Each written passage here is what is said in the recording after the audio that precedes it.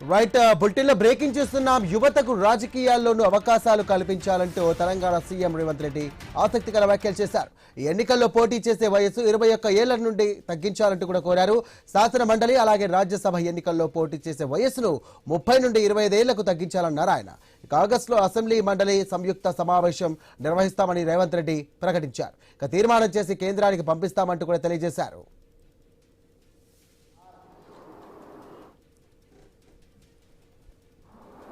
मोदी जी को ये महसूस हुआ इस देश में 56 इंच छाती से किसान ताकत वाला है, किसान चाहे तो मोदी जी को हरा भी सकता है, हरा के दिखाया। हम लोग सोचे इसके बाद मोदी जी कुछ ना कुछ सीख लेंगे, इस देश में विपक्ष दलों को कुछ जगह देंगे, संसद में चर्चा करने के लिए मौका देंगे, चर्चा में विपक्ष ने जो सुझाव दिए वो सुझाव देने के लिए भी वो मानेगा। मगर भारत सरकार में जो लोग बैठा हुए हैं वो सुधरे नहीं, उनका आदत से मजबूर हो गए, वही काम किए। शिक्षा में परीक्षा में केंद्र सरकार ने सीबीएसई नेट बहुत सारे परीक्षा में फेल हो गए। जो परीक्षा लिखे सो विद्यार्थी फेल नहीं हुए, भारत सरकार ने फेल हुआ है शिक्षा देने में, परीक्षा पूरे करने में।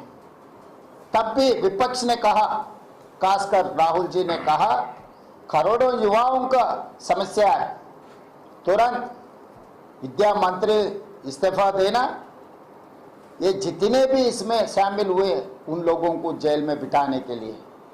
मगर आप सुने नहीं, फिर वही आदत, वही तरीका से डरा के धमका के ED, income tax, CBI, nice और आइस, नाइस का मतलब narcotics, income tax, CBI, ED, ये सब सारे एजेंसियों को इस्तेमाल करके धरा के धमका के आप जो सोच रहा है वही काम करने के लिए सोच रहा था। मगर इस देश के युवा तय कर लिए इस बार किसी हाल मोदी जी को हरा के दिखाएंगे। युवा शक्ति प्रदर्शन इस देश में गली गली में, सड़क से लेकर संसद तक ताकत दिखाए। 56 इंच छाती को हरा दिए। कल धर्मेंद्र प्रधान इस्तीफा दिया। क्यों धर्मेंद्र प्रधान इस्तीफा दिया? इसका मतलब युवा शक्ति ने प्रधानमंत्री का इस्तीफा मांगना शुरू किए।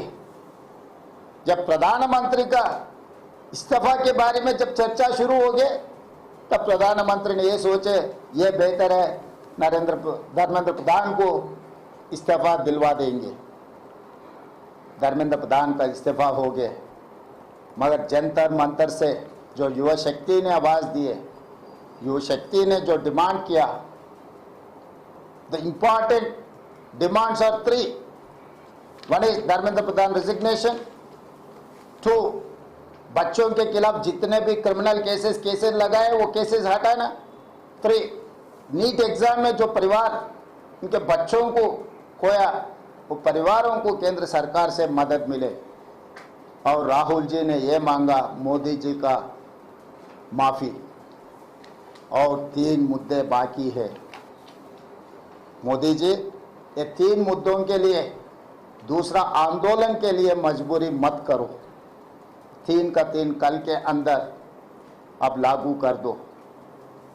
क्योंकि अभी युवा शक्ति को पता लग गए जब दल ने फेल हो गए, दल की बात अब नहीं सुने, आपके अलायंस पार्टनर्स के बात नहीं सुने, तब युवा शक्ति सड़क पे आ जाएंगे।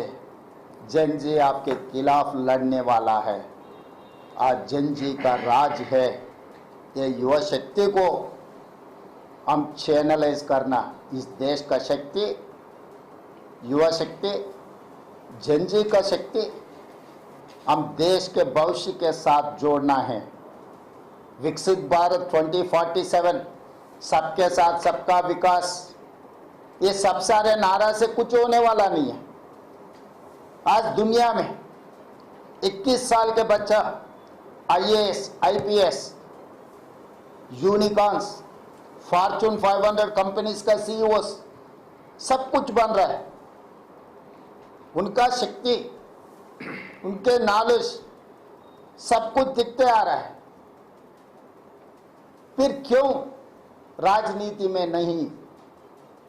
आप इतिहास देखो, जिस दिन आजादी मिले 70 साल पहले, जब पढ़े लिखे लोग देश में कम थे, जब कानून संविधान ने यह बनाया 21 साल को वोट हक दो, 25 साल असेंबली और लोकसभा में चुनाव लड़ने का, काउंसिल एंड राज्यसभा 30 साल का कानून बना है। 70 साल के बाद 40 करोड़ जनता 140 करोड़ हो गए। आज हिंदुस्तान में कोने कोने में, गली गली में स्कूल्स आ गए, एजुकेशन आ गए, जनता ने इंटेलिजेंट हो गए।